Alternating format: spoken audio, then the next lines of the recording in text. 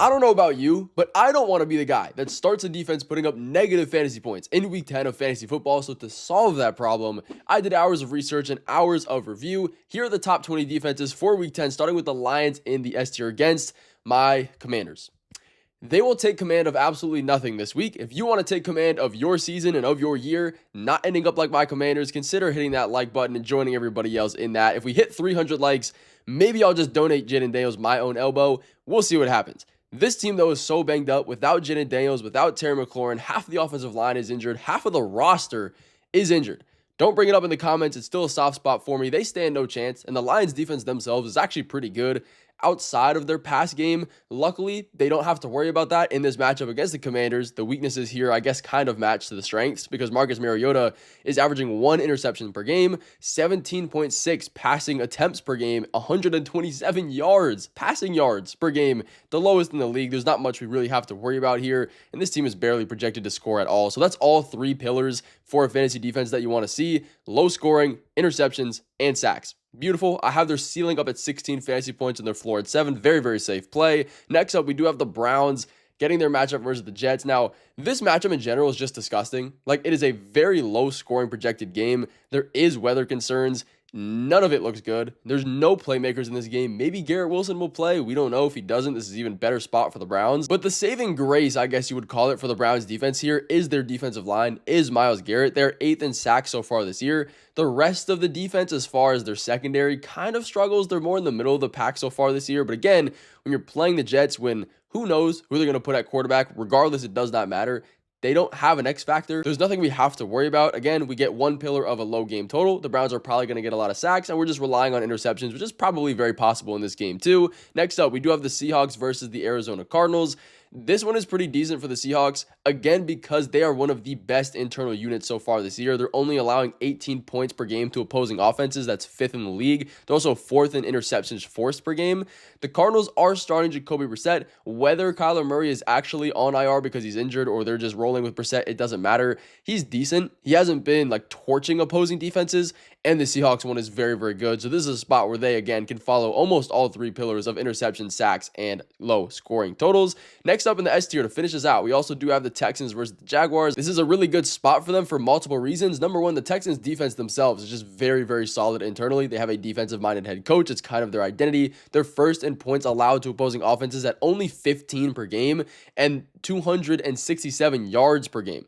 That's pretty good. They're also 3rd in interceptions forced on opposing offenses. And you look at the Jaguars, they don't have a lot of guys. I mean, we have Brian Thomas Jr. out. We have Brenton Strange out. They're going to rely on possibly a fully good to go Jacoby Myers. We don't know if he's going to play a full snap share. We've heard that he's going to move to the outside. Parker Washington is going to stay inside in the slot. So maybe Parker Washington is a decent start still. I do think Travis Etienne will have a better game this week because of the check down volume he's going to see. But again, not a very amazing offense, especially with all these guys missing. The Texans are a great option here. In the A tier, though, we do have the Panthers getting one versus the Saints. Now, this is pretty much purely just because of the matchup. Like, the Panthers defense themselves have not been great. Very, very positive defense in good matchups, but in neutral to bad matchups, they're absolutely terrible, putting up 0 or negative fantasy points. So you look at the Saints offense, they don't have Rashid Shaheed anymore. Alvin Kamara is questionable. He might be on a snap restriction. Tyler Shuck is at quarterback. Like, nothing is really scaring me here. The Panthers should be absolutely fine in this matchup, keeping this low scoring game afloat. Next up, we do have the Bills versus the Dolphins. Another matchup-based start here. The Bills, absolutely amazing because they get the matchup against the Dolphins. Their defense themselves is not great. They're about mid-tier to low tier in stopping yards, stopping scoring, interceptions, and sacks. But we know Tua sucks, and that's really what I have in my notes written down, that Tua is just not good, and that's a lot of it. He's averaging so many interceptions per game, so inefficient. The offensive line is terrible. This is a good one for the Bills. Just know they're not a great defense themselves, so maybe Jalen Waddle will pop off for something. Next up, we do have the Buccaneers versus the New England Patriots. This is a top 10 defense in turnovers forced per game and sacks as well, and interceptions. Like, it all continues into one. So the Buccaneers is a pretty decent one themselves.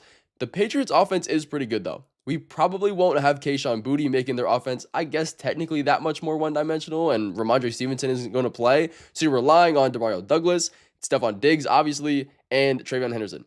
We know Drake May is a great quarterback. Is that going to be enough to make the Buccaneers a bad start? I don't think so. The weapons here are not that great. Dropping it down to the B tier, you can start all of these defenses still. They just have a little bit more of red flags. Starting here with the Rams at the 49ers.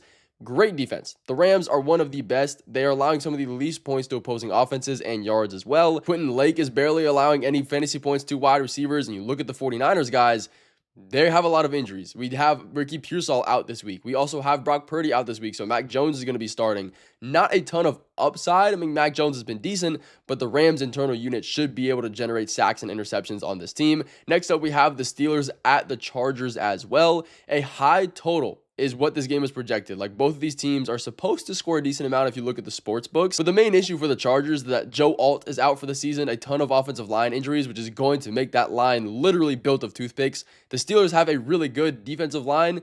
That's about it. Like, they're very hit or miss as a defense, so this should be one where they can generate a ton of sacks. And you're hoping with a lot of the pass volume projected for Justin Herbert, which is a lot, maybe there's an interception that goes along with those sacks. Next up, we do have the Bears versus the Giants. There are some weather concerns in this matchup. Again, if you want a full breakdown of all of these games, wide receiver to cornerback matchups, and weather breakdown, I just posted a full recap of every single matchup, every single player in fantasy football. I'll link it in the description. Very easy and quick watch. I have timestamps throughout the whole thing, but I talk about this matchup pretty in depth there. The Bears aren't that good of a defense themselves. Neither are the Giants, but the one thing the Bears can do is generate interceptions. They are number one in that so far this year. So if they can possibly get some pressure on the quarterback, get a few interceptions, and keep this game low scoring with the weather, that's going to be perfectly fine. The only issue is that Jackson Dart is a very efficient quarterback in his start so far this year, so they do have one of the most risks so far in this list. We also have the Jaguars at the Texans. The main thing bringing us home here with this defense is how bad the Texans offensive line is. The Jaguars have been pretty good against the run, not so much against the pass, so they're a little bit, I guess, on two separate sides of the spectrum there.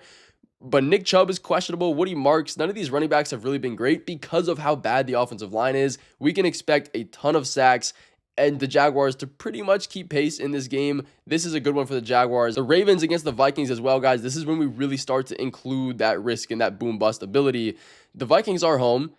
Do we trust JJ McCarthy is really the thing. The Ravens defense themselves has kind of been putting it together as of late, but they're still allowing so many yards, so many points to opposing offenses. It is a positive matchup for JJ McCarthy, but I don't know if it's what we can fully trust. He's probably going to throw an interception here, and then we'll drop it down to the C tier with the Jets getting theirs versus the Browns. The Jets defense without Sauce Gardner definitely does take a hit, but he hasn't been playing crazily good. Like, definitely not worth the picks, the first round picks that was taken for him. But the Browns offense is very, very bad. We know this to be true. Cedric Tillman is probably going to come back this week, which might be a positive for him. I would be stashing him this week 100%. Again, I dropped a full video of the must stash players before this week. Make sure to get your hands on them because they could win leagues. Cedric Tillman is on that list. We know at a slot wide receiver role, he is getting an increased amount of targets. And when you look at Dylan Gabriel, very, very efficient quarterback, cannot put the ball in his receivers. Those guys with a lower average depth of target running shorter routes are going to be more positive. Again,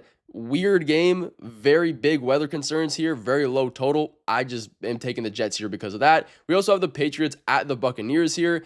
The good thing about the Patriots defense is that they are allowing the 6th least points per game to opposing offenses at 18.8. We're not going to have Chris Godwin. Bucky Irving is not going to play, so it kind of takes the Buccaneers offense back a little bit, but they're still good. They still have Baker Mayfield. Next up, we have the Colts, the Berlin Colts, technically, and the Falcons here. The Falcons offense is good. The Colts defense is about middle of the pack and nothing really to write home about. The Colts have been up and down so far this year. They can likely generate some sacks. We'll see if they can get an interception on Michael Penix's pass volume. Dropping it down to the D tier, guys. If you do need these, they are available for you. The Packers are one versus the Eagles.